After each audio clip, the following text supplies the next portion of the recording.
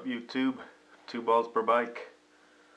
Well, it's been about 3 months since I rode last. It's February 19th today, and it's still below zero. I thought I'd make a vid. So I was doing some maintenance, trying to sort out some issues with my muffler, and I ended up breaking my Fender Eliminator that came with the bike. It was originally stuck onto the subframe like that, and I was goofing off with the muffler and put this back on.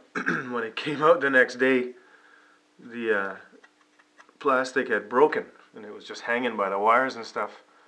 I guess it's just so cold, the pressure from the bolts snapped the plastic. So I ended up getting this Competition Werkes Fender Eliminator. I'll just start off by saying it's probably not worth the actual price. Like, it's a little steep.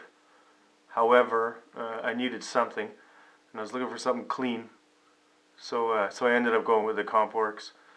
Overall, pleased with it. The construction is, fairly good. It's solid and has a pretty good design element in that, while the bike is compressing, the shock's compressing, this plate will fold back. If it ends up hitting the rear hugger, it will just fold back. There's a bit of a roller on the bottom, so it'll roll off the hugger instead of, scratching or digging into it, and it'll just fold back. So that's a pretty neat design element, I guess. And it moves they give you these brackets to mount your turn signals on, and I think originally there's these 2 Allen bolts here. I think originally there's a reflector that those are holding on. That wasn't there when I bought this bike. Got it used, obviously. But anyway, the bracket they give you mounts onto those bolts there, where I think it was a reflector. And this moves them into a more legal position for me, because before I had them down here, which wasn't really legal. So these will be fine up here. The plate is probably still not actually legal where it is in Ontario. Probably too far in, but meh, whatever. I like the way it looks. Fairly decent construction and a pretty neat design element. So I'm happy with that overall. Install was fairly simple. I'll just slide over here. The install is simple. There's a bolt. So you can see that here. So you take the battery out, and there's 2 screws. The one that's closer to the rear, you take it out and replace it with the one they give you, and it's just longer, so it sticks down further. You bolt this bad boy on here, and then you take the passenger peg off, and this piece of metal wraps underneath here, and then lines up with the 2 holes for the pillion peg. So you pillion peg, and this bolt down here is what's holding it on.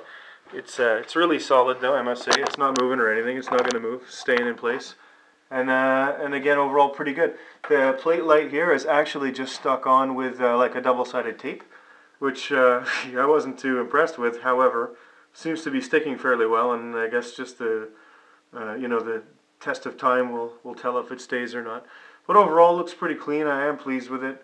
Again, a little pricey. They could probably knock 40-50 bucks off the price, and it would be more worth it.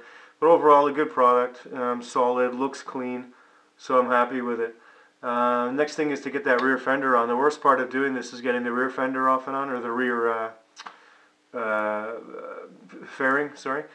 It's, it's a bit, I always hate doing it because it always feels like it's going to break. You really have to stretch it, but they are flexible. It won't break as long as you take your time. If you have the OEM fairings, they seem to be a little more flexible than the aftermarket fairings like I have. However, take your time, it'll come off and get back on without breaking. And I would recommend overall, again, aside from price, I would recommend the Competition Werkes Fender Eliminator. It's a pretty solid design, it looks pretty good, and I'm happy with it overall.